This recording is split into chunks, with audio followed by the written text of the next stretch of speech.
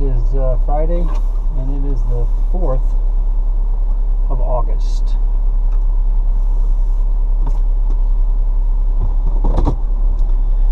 And I am just finishing up at doing a move out here.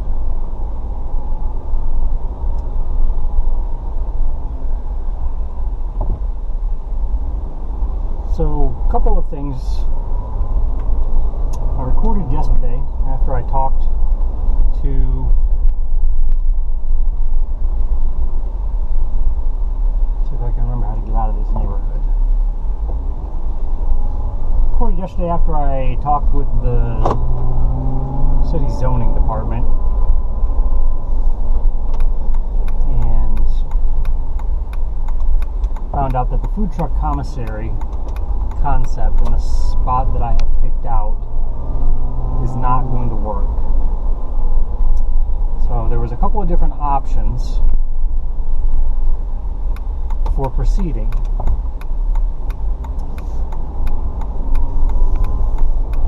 One, I guess I could research what it would take to change the zoning, although the lady at the zoning department didn't mention that as a possibility, and I believe that that would probably be the most difficult of paths probably to take.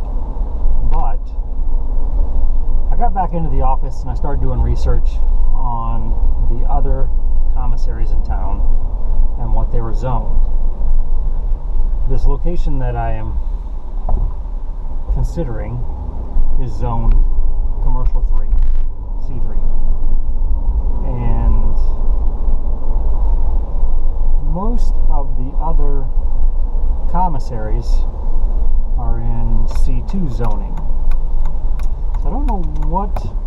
I read the breakdown of the types of businesses that are allowed in both, and I read the breakdown of the general description of what that's supposed to entail. And I don't see anything in there that is cut and dry as to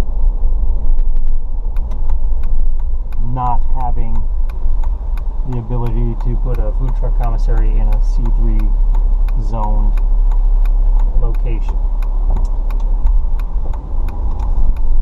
That being said, most of the other ones are zoned C2, and this location that I'm talking about is in a strip mall.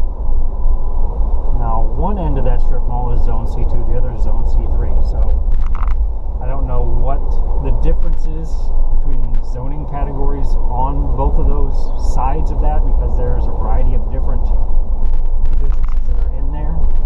So just some things that I'm just kind of rolling around for potential.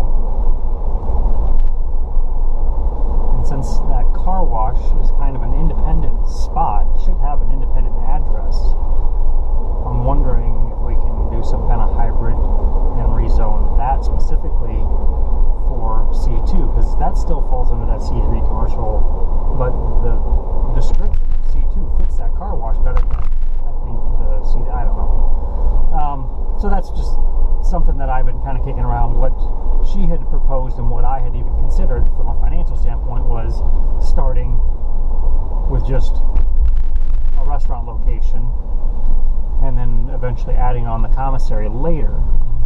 Now, what she had proposed was to get established and then petition the city or file an application for an additional use certificate, which would allow me to add the food truck commissary on top of an existing business that was already zoned correctly, that I was trying to add something additional to the business structure that was outside of the scope of what that zoning classification was. So again, a possibility, but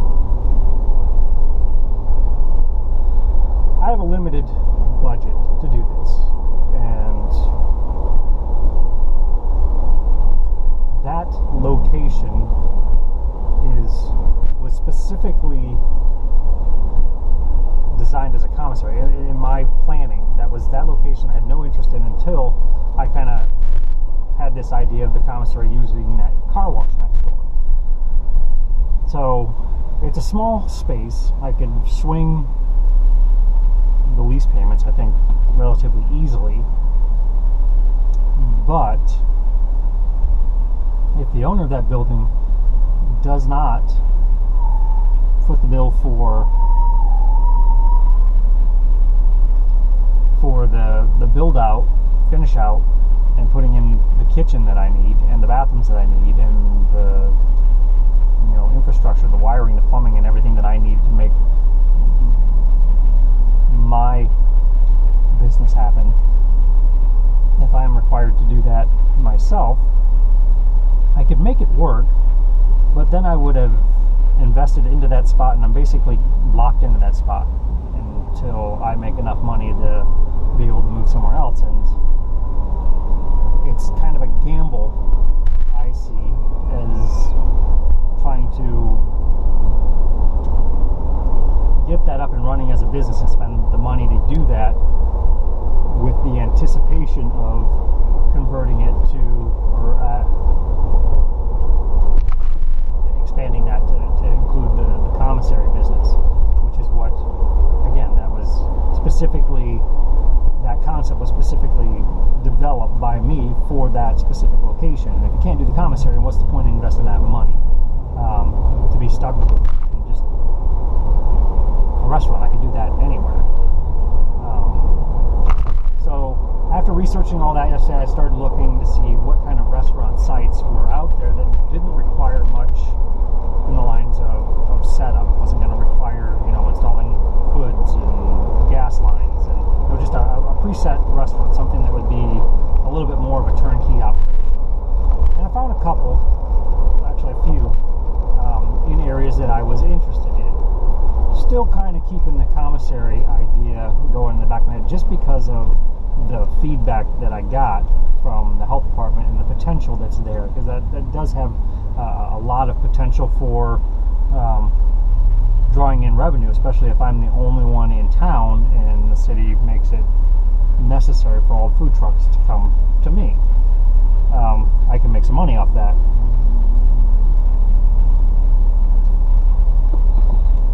But the biggest aspect for me is to be able to create a business that I can do something that makes me happy. And I don't need to break that down. I enjoy cooking, I enjoy food, I enjoy experimentation. And I'm trying to find a location that I can develop a business structure, a business model specifically for, that allows me the flexibility to do what I want and not have to compromise what I'm doing in order to make money. So I'm trying to generate additional revenue streams that can give me that flexibility and put money in my pocket, which is right up there with the most important aspect of being creative. So out of the 3 locations that I found that I thought were viable, one of them would be a stretch. It is an extremely large space. It's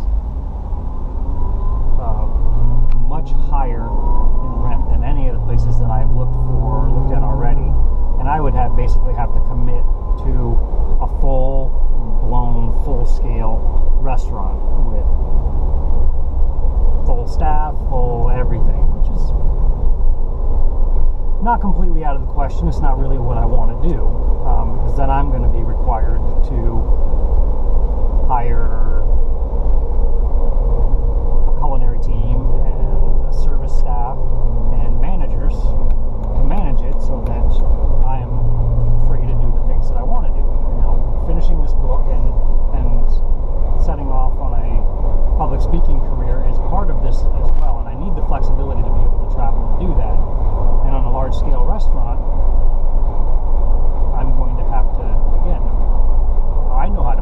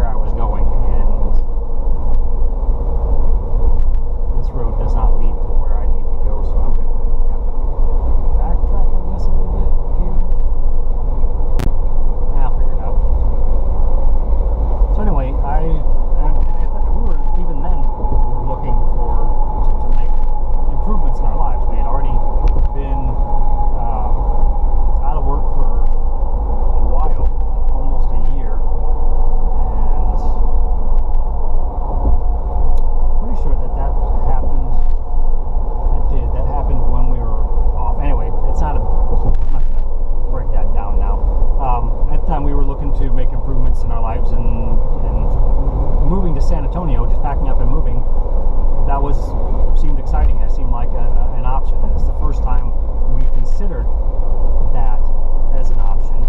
And we Rhonda called down and asked Steve if he would mind if I came down to visit and kind of just look at things.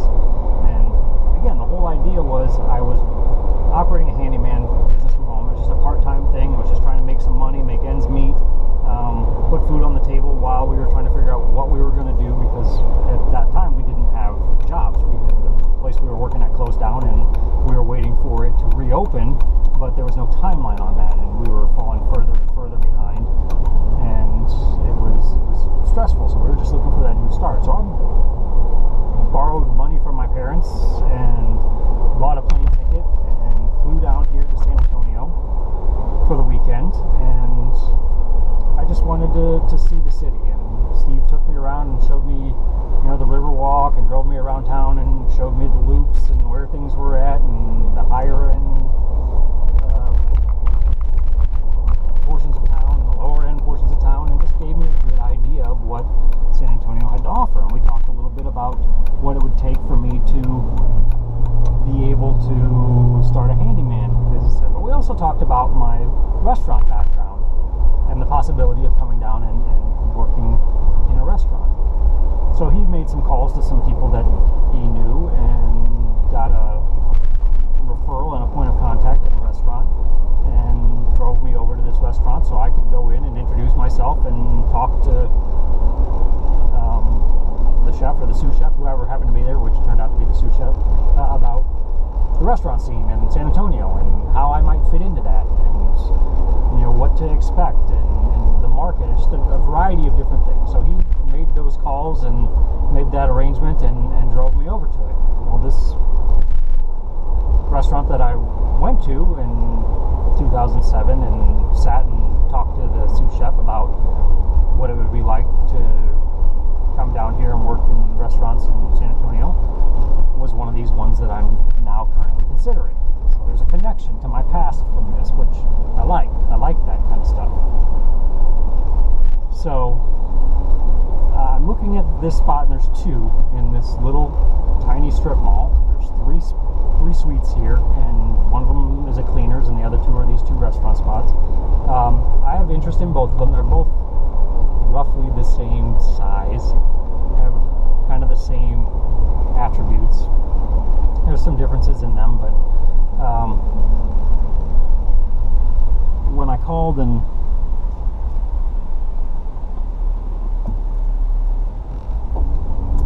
what I did was I looked at the listing, looked at all the information, and then I did some research on the two restaurants themselves yesterday, just because I was curious what happened. Because that one, I know the one that I had gone to 10 years ago had been there for a long time, I think 18 years. And what happened? Why did they close down? And what happened to this other restaurant? Why did it close down? So I did some research, and they were both very popular.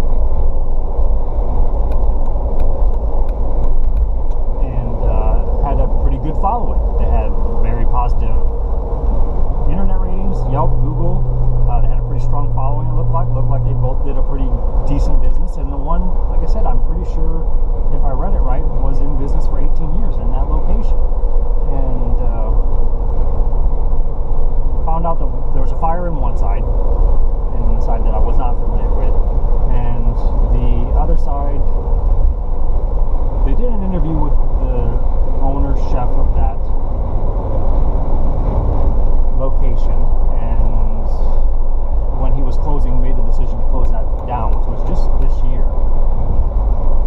And he was citing disputes with the landlord, which gives me cause for concern, but you kind of have to take it with a grain of salt, because I'm in property management, and I know that there's always disputes between tenants and landlords, and you never really can be sure, based on the stories that you hear, you can never really be certain who's at fault, who's doing wrong. But it's a pretty big red flag to me that somebody that was in business for that long in that location was that successful would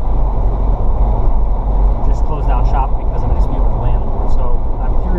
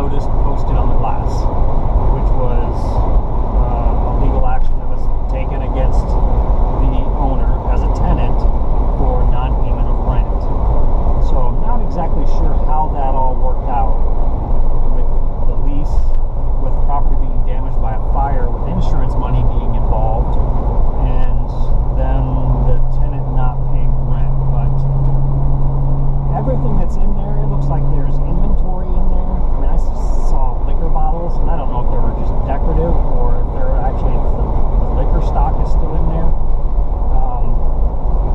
All the pots and pans, all the utensils, all the chairs, all the tables, I mean, everything is still in there. It's all piled in the center from, I guess they ripped out a bunch of fire damage stuff, it looks like. I'm not sure. But to me, what that screams is... Incoming call from Boardwalk. Mobile, press Uconnect phone button to answer.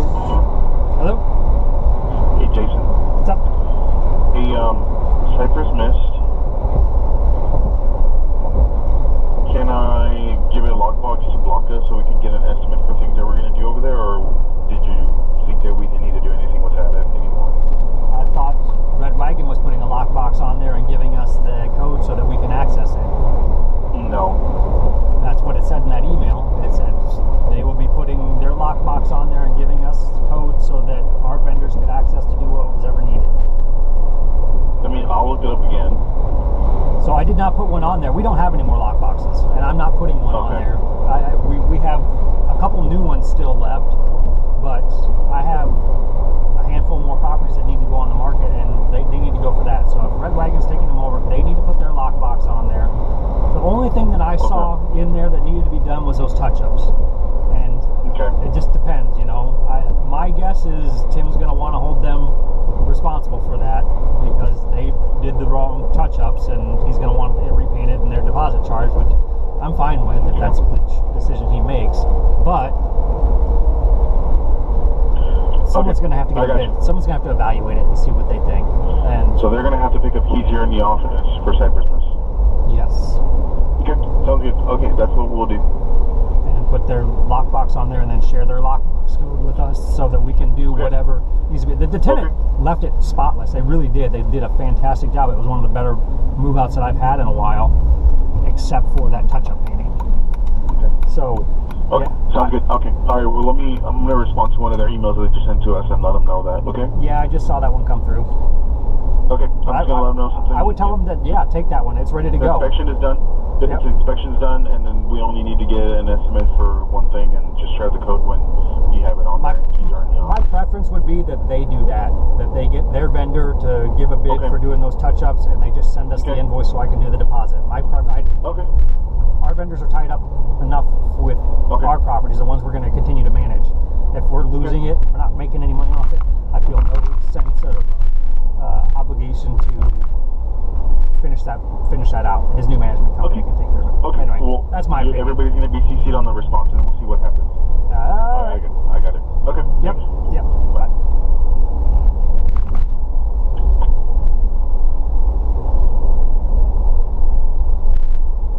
Phone call completed.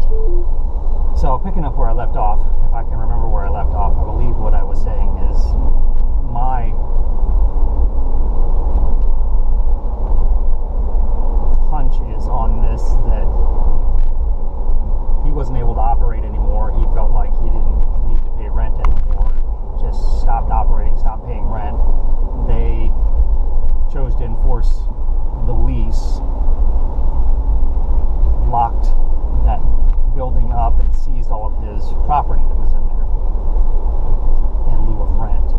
Now, there was a number on it. It was like $24,000, I think, is what they had listed on this legal statement on the door from an attorney's office that he owed in back rent. So, all that stuff is in there, but I don't know exactly how they're going to try and leverage or negotiate that into renting that location. Obviously, they're going to try and recoup, I would think,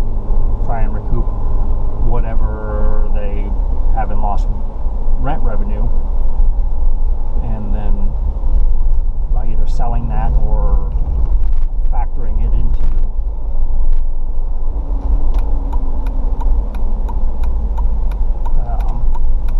the lease rate. So we're getting into this area right now. It is a cute little older area. This is one of the original money areas of San Antonio. So, and there's a lot of, like I said, little kind of boutique-y little shops and stores, and has a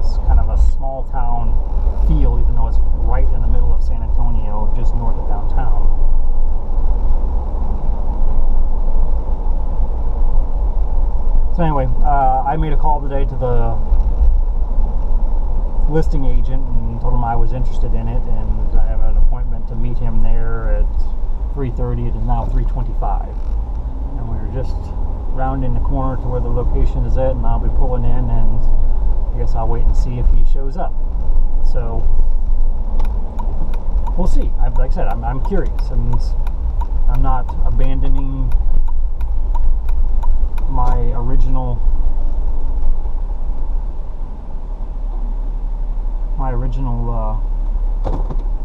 idea, but this spot right here, the one I'm parked in front of now, has potential. It's cute. It's got some charm. I think it needs a little bit of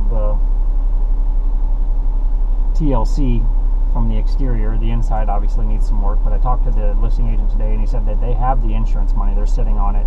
They don't want to invest any of the improvements or upgrades on it until they know they've got someone with a signed lease. That way they can build it out the way this new tenant wants it, which I think is fantastic.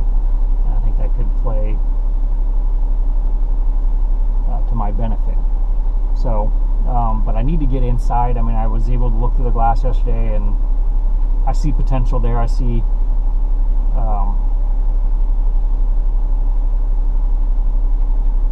variety of things. So, but I need to be in the space. I need to see how deep it is, how it feels once I'm in there, and get an idea of what I might be able to do, because the way this is set up, it is still possible to work that food truck commissary concept into this location.